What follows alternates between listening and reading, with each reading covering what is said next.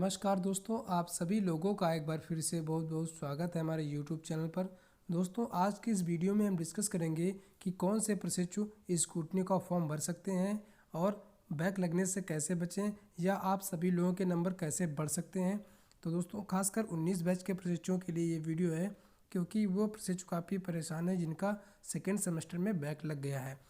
तो दोस्तों, सबसे पहले हम लोग समझ लेते हैं कि बैक क्या होता है। दोस्तों, जिन प्रशिक्षुओं का एक या दो विषय में बैक लगता है उसको सब्जेक्ट बैक कहते हैं। इसके अलावा दोस्तों, आपका अगर दो से अधिक सब्जेक्ट में बैक लगता है तो इसको सेमेस्टर बैक में काउंट करते हैं, यानी कि आपको फिर से उसी सेमेस्टर के सभी पेपर देने होंगे जब पीएनपी के द्वारा उस सेमेस्टर की परीक्षा कंडक्ट कराई जाएगी।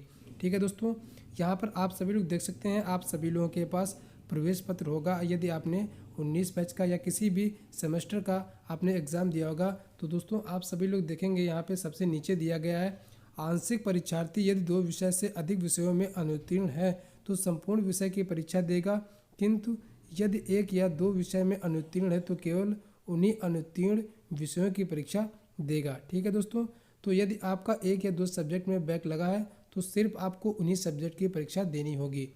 मान लीजिए आप 19 बैच के प्रशिक्षु हैं और आपका सेकेंड सेमेस्टर में एक या दो सब्जेक्ट में बैक लग गया है, तो आप सभी लोग अपने वर्तमान बैच के साथ थर्ड सेमेस्टर में तो पहुंच ही जाएंगे। इसके अलावा पीएनपी के द्वारा जब भी सेकेंड सेमेस्टर की परीक्षा कराई जाएगी तब आपको केवल उन्हीं दो विषयों या एक विषय के जिसमें आपका बैक लगा है उसका ही पेपर देना पड़ेगा।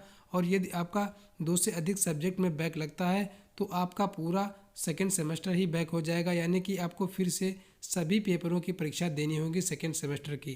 ठीक है, इसके अलावा दोस्तों बात करते हैं कि स्क्रूटनी का फॉर्म कौन कौन भर सकता है। तो दोस्तों, स्क्रूटनी का फॉर्म कोई भी प्रशिक्षु भर सकता है, चाहे वो पास हो या फेल हो। लेकिन दोस्तों, मैं आप सभी लोगों को रिकमेंड करूंगा कि यदि आप पास हैं तो स्क्रूटनी का फॉर्म ना ही भरें, चाहे आपके एक दो नंबर कम ही क्यों ना हो। ठीक है, इसके अलावा यदि आप फेल हैं एक विषय में या दो विषय में या तीन विषय में तो भी आप स्क्रूटनी का फॉर्म भर सकते हैं। लेकिन दोस्तों, शर्त ये है कि आप अधिकतम दो ही विषयों का स्क्रूटनी फॉर्म भर सकते हैं और आप एक ही बार एक विषय का स्क्रूटनी फॉर्म भर सकते हैं, यानी कि आप दोबारा उसके लिए स्क्रूटनी फॉर्म नहीं भर सकते हैं। ठीक है, और जो दोस्तों स्क्रूटनी फॉर्म की फ़ीस है वो एक सब्जेक्ट की 100 रुपये है, यानी आप एक सब्जेक्ट का स्क्रूटनी फॉर्म भरते हैं तो आपको 100 रुपये का ड्राफ्ट बनवाना पड़ेगा, जो कि सचिव परीक्षा नियामक प्राधिकारी उत्तर प्रदेश प्रयागराज के नाम से बनवाया जाएगा।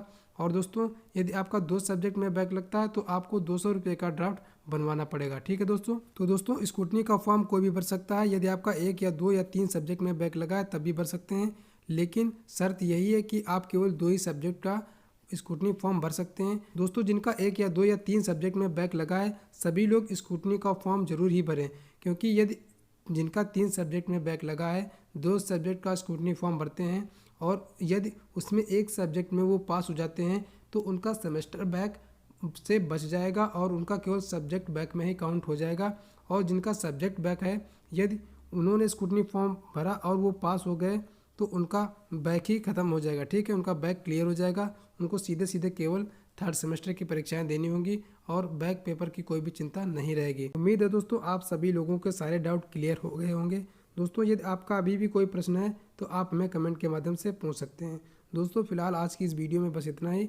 डीएलएड संबंधित सभी प्रकार की लेटेस्ट अपडेट पाने के लिए चैनल को सब्सक्राइब करने के साथ बेल आइकन को दबाना ना भूलें। फिर मिलेंगे एक नई लेटेस्ट अपडेट के साथ, तब तक के लिए गुड बाय, जय हिंद।